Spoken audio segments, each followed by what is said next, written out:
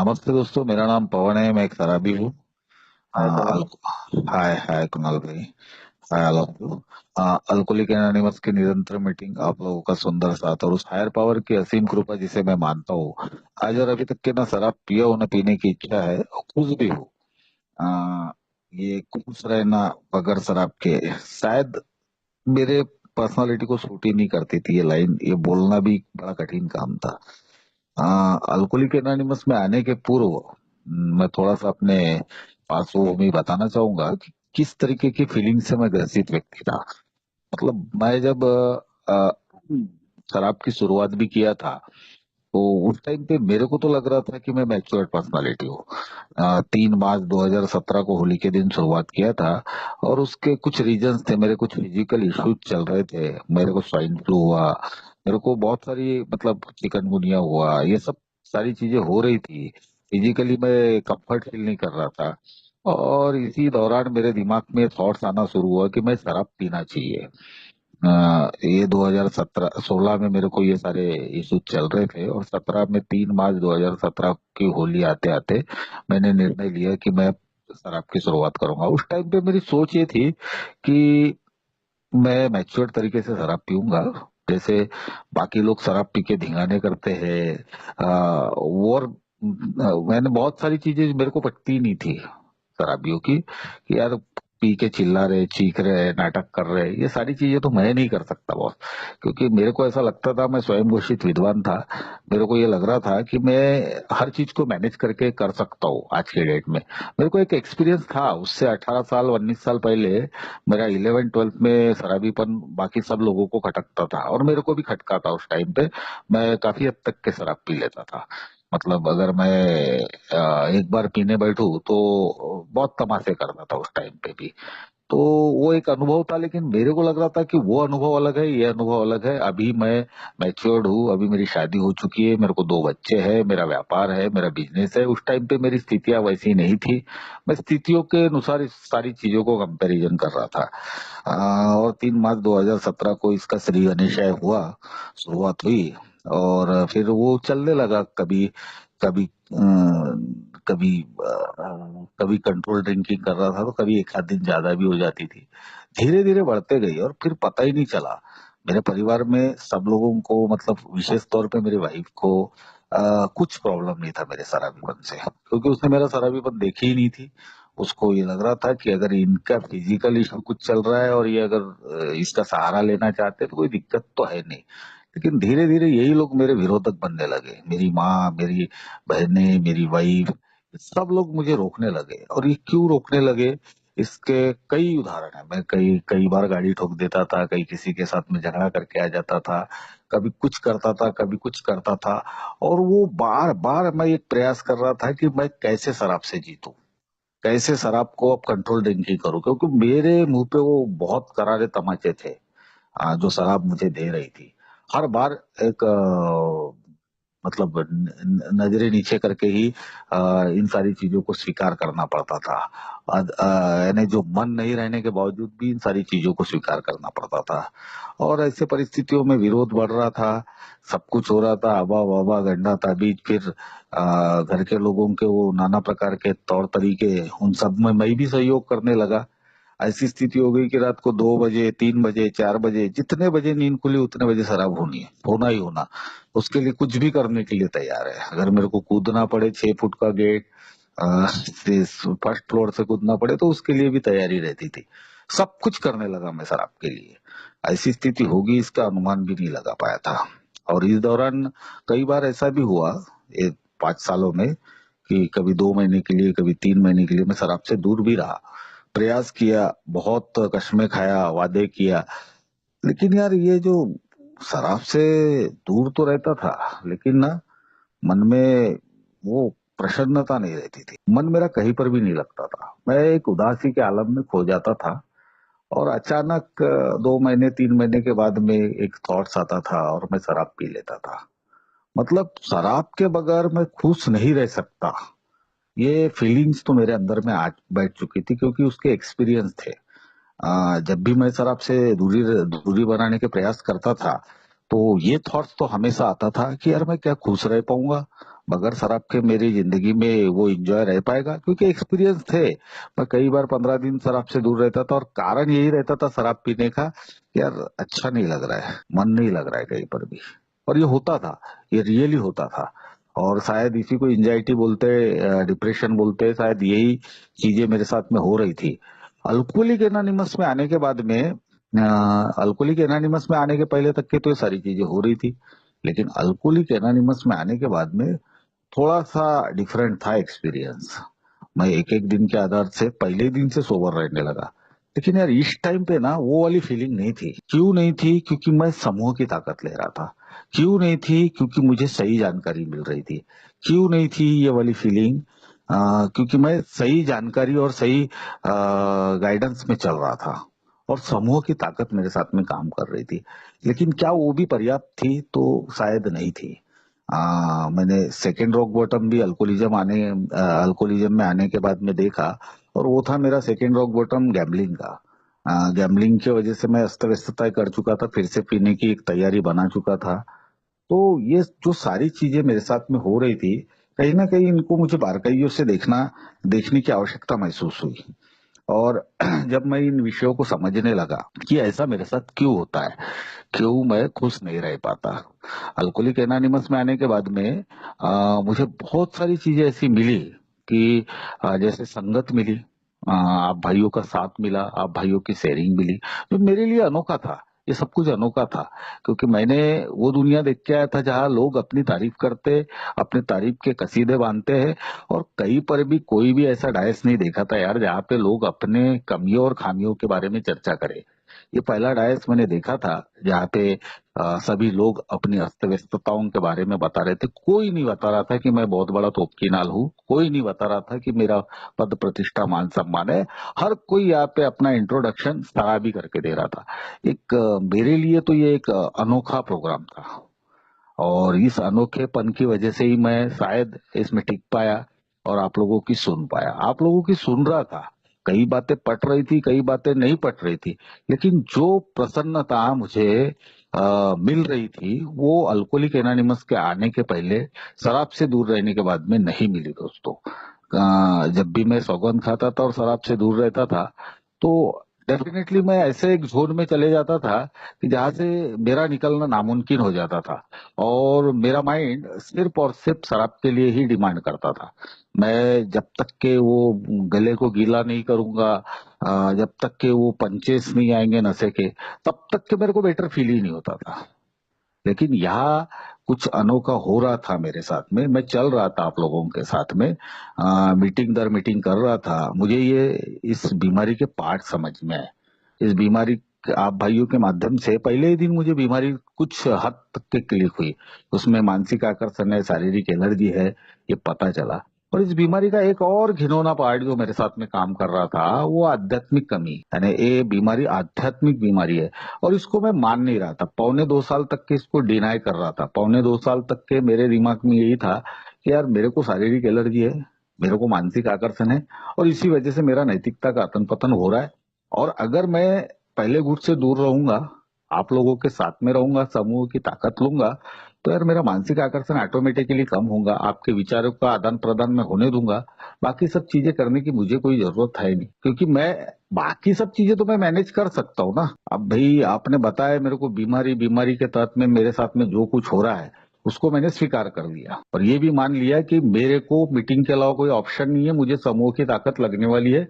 समूह चिकित्सा का मैं पार्ट बनूंगा तो ही मेरे ऊपर ये प्रोग्राम काम करेगा, और ऐसे ही मैं इस प्रोग्राम को अपने ऊपर काम करवाने दे सकता हूँ। लेकिन यार धीरे धीरे जैसे जैसे बढ़ते गया, बाकी की स्वभाव दोष मेरे ऊपर आने लगे। मेरी जो प्रवृत्ति है ना, मेरी जो एग्जैक्ट सिचुएशन है ना, मैं मेरा जो नकारात्मक पार्ट है ना इस बीमारी का, जिसको एक आध्यात्मिक पार्ट भी कहा जाता है, वो आध्यात्मिक खालीपन मेरे अंदर में धीरे धीरे डेवलप होते गया। मतलब जैसे ही मैं शराब से दूरी बनाने लगा, एक एक दिन के आधार से मैं शराब से दूर रहने लगा, लेकिन एक वैक्यूम क्रिएट हो रहा था यार। और वो मुझे समझ में नहीं आ रहा था। मैं उस आध्यात्मिक बीमारी को रिलेट ही नहीं कर पा रहा था, उसको कनेक्ट ही नहीं कर पा रहा था। और मुझे वो समझ में नहीं आ रहा था, क्योंकि मेरा इन्वॉल्वेशन फेलोशिप में जरूर था, मीटिंगों में जरूर था, लेकिन यार डिनायल बहुत था, माइंड में कंट्रोवर्सी बहुत रही, इसको लेकर उसको लेकर, इसकी बातों को लेकर उसकी बातों को लेकर। तो प्रोग्राम मैं ढंग से नहीं ले पा रहा था। मेरे फेलोशिप में कोई कमियां नहीं थी, मेरे फेलोशिप मुझे प्रोग्राम नहीं दे रहा था ऐसी बात नहीं है, लेकिन मैं नहीं ले रहा था प्रॉपर ढंग से, मैं नहीं ले रहा था। क्यों? क्योंकि मैं बंद मनस्थिति वहां प्रैक्टिस कर रहा था। मैं उतना ओपन माइंड नहीं हुआ था। मुझे धीरे धीरे ओपन माइंड होना पड़ा।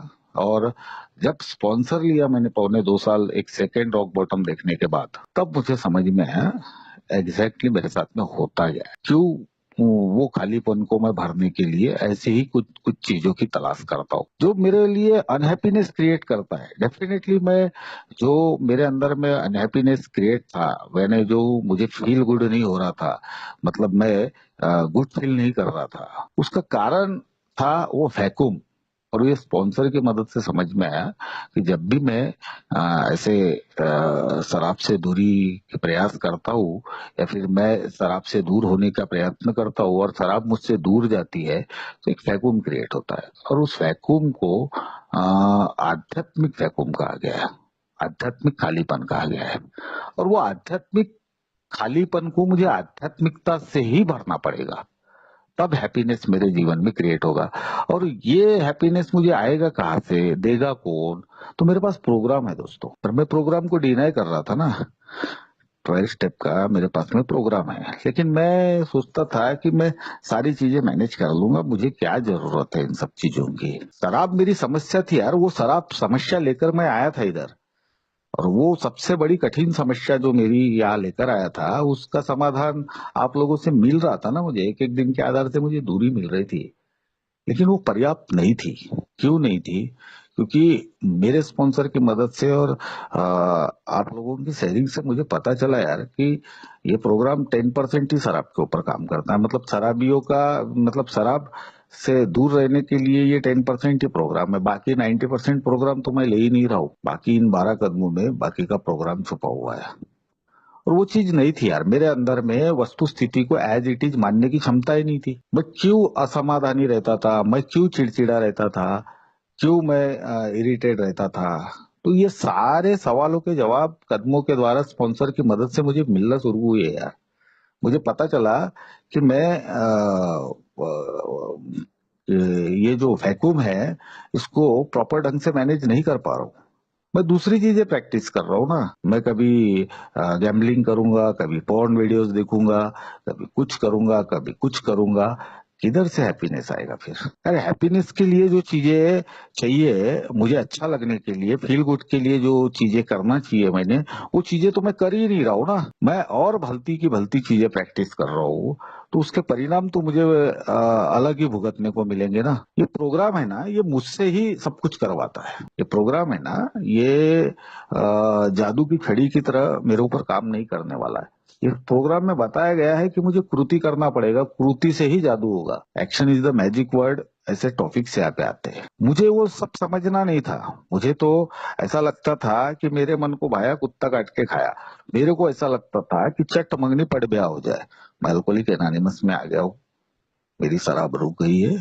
अब मुझे हैप्पीनेस हैप्पीनेस हैप्पीनेस ही मिलते रहे। लेकिन हैप्पीनेस के लिए जो चीजें मुझे करना चाहिए, वो उनको मैं कर ही नहीं रहा था ना। एक्चुअल में मुझे यही पता नहीं था कि हैप्पीनेस मेरे लाइफ में कैसे क्रिएट होगा, कैसे मैं सुख शांति और समाधान की ओर अग्रेसित रहूंगा।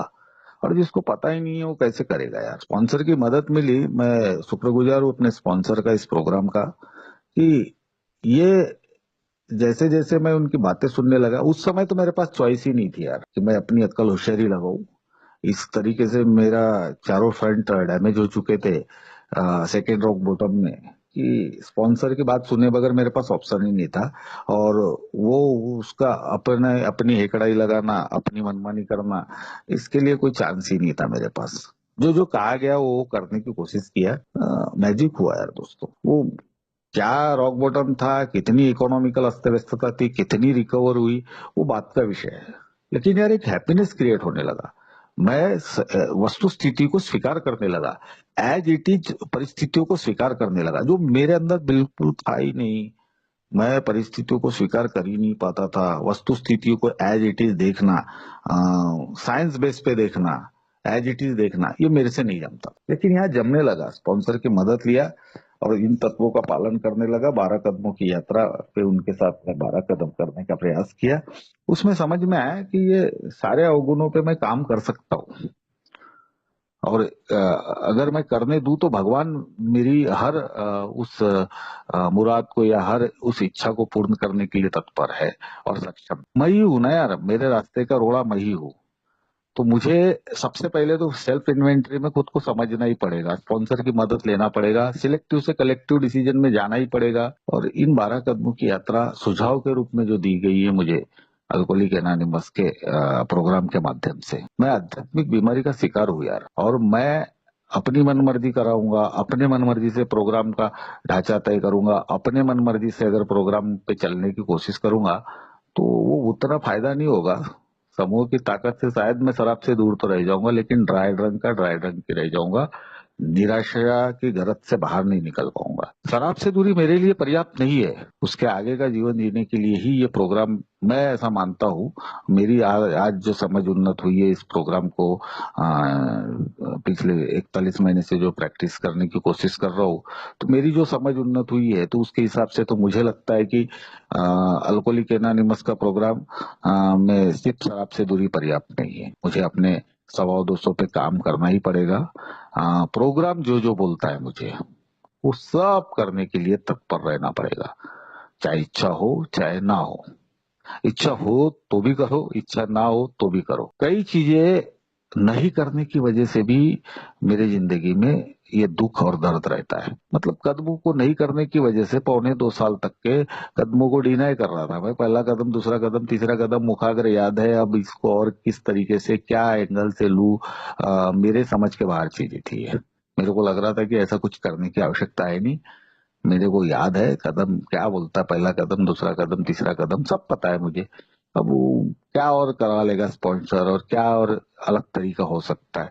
मैं डिनाई कर रहा था ना, ये डिनाई मुझे कुछ करने के अवरोध के चक्कर में भी मैं शराब से दूर जरूर था, लेकिन मन नहीं लग रहा था यार। ये जो मन नहीं लग रहा था उसका सबसे बड़ा कारण है अल्कोहलिक एनोनिमस मुझे जो करने के लिए बोलता है, फेलोशिप में अपना इन्वॉल्वेशन बढ़ाने के लिए बोलता है, फेलोशिप में कंटिन्यूअसली रहने के लिए बोलता है, फेलोशिप से या इस प्रोग्राम से एक स्पॉन्सर लेने के लिए बोलता है। लेकिन मैं नहीं करता ना यार, मैं डिनाई करता हूँ ना, मैं अपनी अक्ल होशियारी लगाता हूँ ना। तो फिर ये डेफिनेटली ये लाइन जो है ना, शराब से दूर तो हूँ लेकिन मन नहीं लग रहा है, ये फिर रिपीट रिपीट आएगा। आज भी कई बार ऐसा होता है कि मैं शराब से तो दूर हूँ, 41 महीने हो गए यार, लेकिन कभी कभी मन नहीं लगता। तो मुझे चेक करना पड़ता है कि मैं कुछ मिस कर रहा हूँ क्या, मैं कहीं पर कुछ अपनी अक्ल होशियारी लगा रहा हूँ क्या, तत्वों के हिसाब से चल रहा हूँ कि नहीं चल रहा हूँ। तो डेली प्रैक्टिस जब मैं करते जाता हूँ ना तो ये सारी चीजें मेरे लिए संभव होती है। आज मैं बोल सकता हूँ डेफिनेटली 41 महीने की ये सोबर जो जिंदगी मेरी जो चल रही है, इसमें मैं डेफिनेटली बोल सकता हूँ कि मैं रिकवरी प्रैक्टिस कर रहा हूँ और मैं आनंद में हूँ, खुश हूँ। आज उतने कंफ्यूजन नहीं है, क्लियर हूं मैं समझ पाया प्रोग्राम के इस स्पॉन्सर के मदद से आगे बढ़कर, जब समझ पाया कि ईश्वर की मेरे लिए इच्छा क्या है यार। ईश्वर मेरे लिए कोई बहुत अलग अलग इच्छा रखता है क्या? नहीं। ईश्वर की खाली इच्छा यही है कि मैं क्लियर रहूं। ईश्वर की इच्छा यह है कि मैं जवाबदार जिम्मेदार रहूं, मैं अपनी जिम्मेदारियों का वहन करूं। ईश्वर की और बहुत भलती सलती इच्छा नहीं है यार। मैं कंफ्यूज ना रहूं यही ईश्वर की इच्छा है, मैं क्लियर रहूं यही ईश्वर की इच्छा है। ये जब समझता हूं ना तो मेरे को प्रेरणा मिलती है, मेरे को खुद के ऊपर काम करने की एक प्रेरणा मिलती है। और जब जब मैं अपने खुद के ऊपर काम करता हूँ, ये कंफ्यूजन के धुएं मेरे से दूर होते हैं। ये कंफ्यूजन मेरे अंदर रहता नहीं, मैं क्लियर होते जाता हूँ। अब जब मैं क्लियर हूंगा तो मेरा मन तो लगेगा यार, पर मैं क्लियर ही नहीं हूंगा तो मेरा मन कैसे लगेगा। मैं चाहता हूँ कि मेरा मन नहीं लगता, लेकिन मेरा मन लगने को हो ना तो मेरे को मेरा इन्वॉल्वेशन बढ़ाना पड़ेगा, फेलोशिप में बढ़ाना पड़ेगा, ओल्ड टाइमरों के टच में रहना पड़ेगा, ओल्ड टाइमरों से बातचीत करना पड़ेगा, स्पॉन्सर की मदद लेना पड़ेगा, प्रोग्राम मुझसे क्या कहना और क्या करवाना चाहता है ये समझना पड़ेगा। ये बीमारी किस तरीके से मेरे अंदर में काम करती है ये भी मुझे समझना पड़ेगा। बीमारी थ्री फोल्डेड बताया गया है और थ्री फोल्डेड है। मैं मेरे ये विचारों को लगी हुई बीमारी है और ये कुछ नए विचारों से ही जाने वाली है। पुराने विचारों का मुझे त्याग करना पड़ेगा और नए विचारों को मुझे ग्रहण करना पड़ेगा। तब तो मैं प्रसन्न रह पाऊंगा ना। अब मुझे प्रसन्नता की ये चाबी अल्कोहलिक एनोनिमस दे रहा है, लेकिन मैं अपने शक्ति सामर्थ्य के अनुसार अगर ले नहीं पा रहा हूँ या लेने की कोशिश नहीं कर रहा हूँ, या अनगिनत स्वभाव दोषों के चलते डिनाय कर रहा हूँ, इस आध्यात्मिक बीमारी का फिर से शिकार होते जा रहा हूँ, तो फिर प्रसन्नता नहीं रहेगी। फिर मुझे जो चाहिए ना, सुख शांति और समाधान, वो मुझे नहीं मिलेगा। ये प्रोग्राम मुझे देने के लिए सक्षम है, लेकिन मैं कॉम्प्लिकेटेड हूँ, मैं सरल नहीं हूँ। मुझे सरल बनना पड़ेगा। ये प्रोग्राम जो है ये मुझे महान बनाने के लिए नहीं है, ये मुझे सहज बनाने के लिए प्रोग्राम है। महान तो मैं स्वयं घोषित हुई, मैं बड़े बड़े झंडे गाड़ के इधर आया हूँ, छोटे मोटे काम करके नहीं आया हूँ, और स्वयं घोषित विद्वान हुई। अब मैं मेरे एटीट्यूड की जगह ग्रेटिट्यूड नहीं लाऊंगा। सबसे पहली बात तो मुझे ये समझना पड़ेगा कि ये प्रोग्राम काम कैसे करता है। मुझे क्या करना पड़ेगा यार, कि वो जो खालीपन है मेरे अंदर, आध्यात्मिक खालीपन है, उसको भरा जा सके।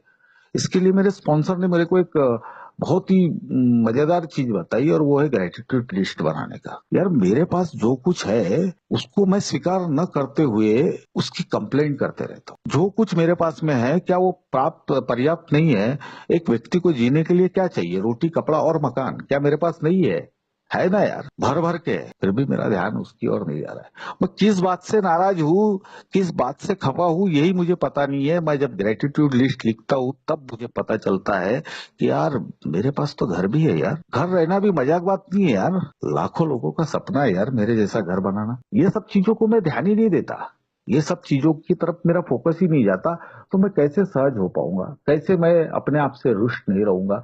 मेरा कंप्लेनिंग नेचर है, मैं हर चीज में कोई कमियां खामियां ढूंढते रहता हूँ। अरे भाई, मुझे जो मिला है वो देख एक बार। यार इतना सुंदर परिवार है यार। अभी मैं जब देख पाता हूँ इन सब चीजों को, मैं किन चीजों की कंप्लेंट कर रहा था, किन चीजों के लिए दुखी रह रहा था, आज देख पाता हूँ यार। मेरे पास घर है, एक सुंदर सा परिवार है, दो बच्चे हैं, बीवी है, माँ है, भाई है, बहन है, अनगिनत दोस्त है। यार ये लिस्ट खत्म ही नहीं होती। और जब मैं ग्रेटिट्यूड में रहता हूँ ना, मेरा एटीट्यूड गायब होता है यार। ये तो बहुत ही मजेदार चीज है। करने के बाद में इसके एहसास हो सकते हैं। इसमें इनको शब्दों में बयान करना मेरे जैसे के बुद्धि के सामर्थ्य की बात नहीं है। इतना बेटर फील होता है, फील गुड होता है ग्रेटिट्यूड लिस्ट बनाने से। मैंने आभार व्यक्त करना चाहिए हर उस परिस्थिति के लिए, हर उस चीज के लिए जो मुझे मुफ्त में मिल रही है। ये हवा मुफ्त में मिल रही है, मेरी जिंदगी मुफ्त में चल रही है यार, सांसें चल रही है, कोई इसका टैक्स नहीं देना पड़ रहा है मेरे को। और इतनी अनगिनत गलतियों के बावजूद भी मैं जिंदा हूँ। आज मेरा परिवार भी खुश है, मैं भी खुश हूँ। कम बड़ी देन है क्या यार उस हायर पावर की मुझको? लेकिन मेरा ग्रेटिट्यूड बहुत कमजोर है ना। मेरा क्या, इंसान की ये फितरत ही है, इंसान के माइंड की ये फितरत ही है कि जिधर कमी ना उधर जाके फंसता हूँ। जिधर थोड़ी सी कमियां खामियां दिखती है ना, उधर जाके मेरा माइंड घुसता है और वहीं पे फंसा रहता हूँ। इसीलिए तो है यार कि अब मेरा सबसे बड़ा टास्क था, जब मेरे को आबा बाबा गंडा ताबीज की तरफ लेके जा रहे थे, तो मेरा सबसे बड़ा टास्क था कि एनी हाउ कंडीशन मुझे कोई भी शराब से दूर रख दे यार। शराब से तो दूरी मिलने लगी, पर खुशियों का अता पता नहीं था। क्योंकि मेरा माइंड और अनगिनत चीजों में फंसा हुआ था। मैं अतृप्त आत्मा था। फिर मेरी अतृप्ति बढ़ते गई, फिर मुझे इकोनॉमिकल रिकवरी की पड़ गई, फिर मैं वो गैम्बलिंग की ओर चले गया, फिर एक और सेकेंड रॉक बॉटम खड़ा कर दिया। तो ये सब परिस्थितियां मेरे जीवन जीने की पद्धति की वजह से आए हुई। मैं जो तकलीफें खड़े करता हूँ ना, तो मेरे जीने में, मेरे नजरिए में बहुत सा ड्रास्टिक चेंज की आवश्यकता थी। मुझे बदलते आता है यार, अपना नजरिया बदलते आता है। मुझे मेरी वो जो भावनाएं आ रही है ना, उनको शायद मैं नहीं बदल पाऊंगा, जो विचार आ रहे हैं ना उनको नहीं बदल पाऊंगा, लेकिन हाँ मैं मेरा नजरिया बदल पाऊंगा। मेरे सामने जो परिस्थितियां आ रही है ना, उनको नहीं बदल पाऊंगा, लेकिन हाँ उन परिस्थितियों को कैसे टेकल कर सकता हूँ, ये नजरिया मैं मेरे अंदर ला सकता हूँ, और ये नजरिया मैं अपने अंदर में डेवलप कर सकता हूँ। रिएक्ट कैसे करना है कोई भी परिस्थिति के लिए, ये सर्वस्वी मेरे ऊपर डिपेंड है यार। और लोगों को नहीं बदल सकता, लेकिन खुद को जरूर बदल सकता हूँ। ये जो भावनाएं मेरे अंदर प्रबल होती है, ये जो विचार जब मेरे अंदर प्रबल होते हैं, उन जब पुराने विचारों का मैं त्याग करके ऐसे नए विचारों को, ऐसे ऊर्जावान नए विचारों को और इन कदमों को अपनी जिंदगी में काम करने देता हूँ, अपने अलावा किसी और व्यक्ति को भी अपनी जिंदगी में स्पॉन्सर के रूप में काम करने देता हूँ, तब मेरे जिंदगी में बदलाव आता है ना। तब मेरी जिंदगी में खुशियाँ आती है और मेरा मन लगता है। मेरा मन क्यों नहीं लगता, ये सवाल बार बार मैंने पूछना चाहिए, रोज मैंने पूछना चाहिए। मेरा ना तो कोर्स हुआ है, ना मेरी पूरी समझ उन्नत हुई है। डेली बेसिस पे मुझे ये सवाल पूछना पड़ेगा। रोज लो मौज लो, ना मिले तो खोज लो का ये प्रोग्राम है, और ये प्रोग्राम को मुझे उस तरीके से ही लेना पड़ेगा। परमानेंटली इससे मुझे कुछ भी चीजें नहीं मिलने वाली है। मेरा जो ढांचा बना हुआ है वो बन चुका है ऑलरेडी। मेरे जो संस्कार बने हुए हैं वो बन चुके हैं। अब इन संस्कारों को डेली बेसिस पे मुझे मतलब जिन संस्कारों की वजह से मेरा मन नहीं लगता, जिन संस्कारों की वजह से मैं प्रॉब्लम में आता हूँ, उन संस्कारों की जगह मुझे नए संस्कारों को, नए तत्वों को जगह देनी ही पड़ेगी। और उसके लिए मेरे पास ऑल टाइमर है, उसके लिए मेरे फेलोशिप है, उसके लिए मेरा प्रोग्राम है। पर मैं चाहूंगा तब ना, ये सारी चीजें ऑटोमेटिकली मेरे अंदर में नहीं आने वाली है, मुझे इसके लिए प्रयास करना पड़ेगा। और ये प्रोग्राम में अनगिनत लाखों उदाहरण है जो मेरे सामने मेरे ओल्ड टाइमरों के रूप में है, जो मेरे जैसे ही थे, मेरे से ज्यादा गई गुजरी कंडीशन में थे, लेकिन उनके जिंदगी में अगर बदलाव आया है तो मेरे जिंदगी में डेफिनेटली आएगा। आज अगर मैं खुद के ऊपर काम करने के लिए इच्छुक होता हूँ, खुद के ऊपर काम करने का प्रयास करता हूँ, तो ये जो बोरियत है या फिर ये जो मन नहीं लगना है शराब से दूरी के बाद में, ये तब्दील होगा यार, फील गुड में तब्दील होगा। मैं महसूस कर पाता हूँ। आज मैं बैठ सकता हूँ क्योंकि आज मेरा दूसरा दिन है। मैं निकोटीन से लड़ाई की तैयारी कर रहा हूँ और जबरदस्त उसका ऑब्सेशन है अभी, लेकिन खुश हूँ। देख पा रहा हूँ, उन ऑब्सेशन को भी देख पा रहा हूँ, क्योंकि ये प्रोग्राम की ताकत है। ऐसे नहीं कर सकता था, एक पल भी निकोटीन से दूर रहना मेरे लिए पॉसिबल नहीं था। आज ये दूसरा दिन है। आज मेंटल स्टेट उतनी स्टेबल नहीं है, लेकिन हाँ, आत्मविश्वास है। इस फेलोशिप की ताकत का एहसास है। पता है मुझे कि फेलोशिप कैसे काम करती है, तत्व कैसे काम करते हैं। तो उस क्रेविंग को देख पा रहा हूँ और उस क्रेविंग को समझ पा रहा हूँ। आज उसकी कंप्लेंट नहीं है या फिर उसके साथ में नाखुशी नहीं है। और जब मैं अल्कोहलिक एनोनिमस में आने का था, तब मेरे विचार कैसे थे, हार जाता था, गिव अप कर देता था। लेट गो और गिव अप में भी एक महीम सा फर्क है। मैं ऑलवेज गिव अप करता था, मैं पलायनवादी व्यक्ति था, मैं समस्याओं से भागने वाला व्यक्ति था। अब ऐसे परिस्थितियों में शराब से दूरी पर्याप्त नहीं है मेरे लिए। मुझे लग रहा था उस टाइम पे कि सिर्फ शराब मेरी प्रॉब्लम है और मैं शराब से दूर हो जाऊंगा और जिंदगी में शराब नहीं रहेंगी तो सब कुछ ओके कर दूंगा मैं, यानी सब कुछ मेरे साथ में ओके रहेगा। ये भावनाओं के साथ में मैं जी रहा था, लेकिन इसके विपरीत हुआ। उस वैक्यूम को नहीं समझ पाया, उस आध्यात्मिक बीमारी को नहीं समझ पाया। स्पॉन्सर की मदद नहीं ले रहा था ना मैं। आध्यात्मिक बीमारी मुझे कोई खुले मीटिंग में नहीं समझा पाएगा, स्पॉन्सर समझा पाएगा जब मैं अपने चारित्रिक दोषों की बात करूंगा, मैं जब अपने स्वभाव दोषों की बात करूंगा। मेरे स्वभाव दोषों में जो कमियां खामियां हैं, वो स्पॉन्सर नोट करेगा, स्पॉन्सर समझेगा और सिलेक्टिव से कलेक्टिव डिसीजन के द्वारा मुझे मेरे कमियों खामियों के बारे में पता चलेगा और मैं उस पर काम करने लगूंगा। तब धीरे धीरे धीरे धीरे धीरे मेरे एटीट्यूड में बदलाव आएगा। एटीट्यूड की जगह पे ग्रेटिट्यूड आएगा, और ये ग्रेटिट्यूड लिस्ट जैसे जैसे बढ़ते जाएगी, वैसे वैसे मेरा खालीपन बढ़ते जाएगा। ये ग्रेटिट्यूड लिस्ट जैसे जैसे मैं बढ़ाते जाऊंगा, जैसे जैसे मैं इसको फील करते जाऊंगा, मेरा एटीट्यूड कम होते जाएगा। और ये एटीट्यूड तो मेरे को ले डूबा है। पीना मेरा प्रॉब्लम थोड़ी ना है दोस्त, जीना मेरा प्रॉब्लम। और जिंदगी जीने के लिए मुझे अल्कोहलिक एनोनिमस का ये एक सुंदर सा प्रोग्राम मिला है, जहाँ मुझे किसी भी प्रकार की फीस आदि देने की जरूरत नहीं है। यहाँ यार वो मिल रहा है मुझे, ये ये वास्तविक में डिवाइन प्रोग्राम है, ये ईश्वरीय प्रोग्राम। मेरे जैसे अल्कोहलिक्स के लिए मेरे घर के लोगों ने भी दरवाजे बंद कर दिए थे यार। उनको लग रहा था कि यार ये बहुत हलकट व्यक्ति है, ये साला अभी कुछ बोल रहा है और थोड़ी देर के बाद में और कुछ करेगा और डिस्टर्ब करेगा। लाइफ की धज्जियां उड़ा चुका है, परिस्थितियां गम से बदतर कर चुका है, फिर भी सुधरने का नाम नहीं ले रहा है। और ये प्रोग्राम मिला यार, जहाँ मुझे गले लगाया गया, मेरी भावनाओं को समझा गया है। ओल्ड टाइमरों को मैंने बहुत आहत मतलब कुछ तकलीफें भी दिया शुरुआती दिनों अपने एटीट्यूड की वजह से, लेकिन समझ के लिए यार उन लोगों ने। और इस ऐसे सुंदर प्रोग्राम में अगर मैं मेरी शराबखोरी का इलाज नहीं कर पाया या फिर मेरे स्वभाव दोषों का इलाज नहीं कर पाया, तो उसका रिस्पॉन्सिबल भी मैं ही रहूंगा यार। मैं आज मीटिंगों में जहाँ मैं अपना कुछ एक्सपीरियंस एक्सप्लेन करना चाहूंगा कि जब यार मैं एकदम नवागत था, तो मीटिंग में कोई व्यक्ति मुझे पसंद नहीं आ रहा था। मुझे लग रहा था ये तो अपने से भी हल्का है, ये तो अपने से भी हल्का है। अपने आप को इतना सुपीरियर मानता था मैं, इतना शिफ्ट माइंड का व्यक्ति था। लेकिन यार उन लोगों ने सबने मुझे संभाल के लिए, और आज उन्हीं के बदौलत, उनसे घुलने मिलने की वजह से ही आज वो जो अच्छा नहीं लगता है ना, जो फील गुड नहीं हो रहा था ना, आज वो फील गुड में तब्दील हो रहा है यार। ये फेलोशिप का जादू है। ये उस मेरी फेलोशिप का जादू है, आप भाइयों के शेयरिंग का जादू है, कि मेरे जैसा व्यक्ति जो एकदम निराशा की गर्त में जा चुका था, जो मान चुका था कि अब शराब पीते पीते ही मरना है, अब मेरा कुछ नहीं हो सकता है, ऐसे परिस्थितियों से अगर मैं निकल कर आ रहा हूँ, तो आज शराब से दूर भी हूँ और फील गुड भी कर रहा हूँ। ये मेरे मन की स्थितियां है कि मन नहीं लग रहा है, अच्छा नहीं लग रहा है, ये मेरे मन की स्थितियां है।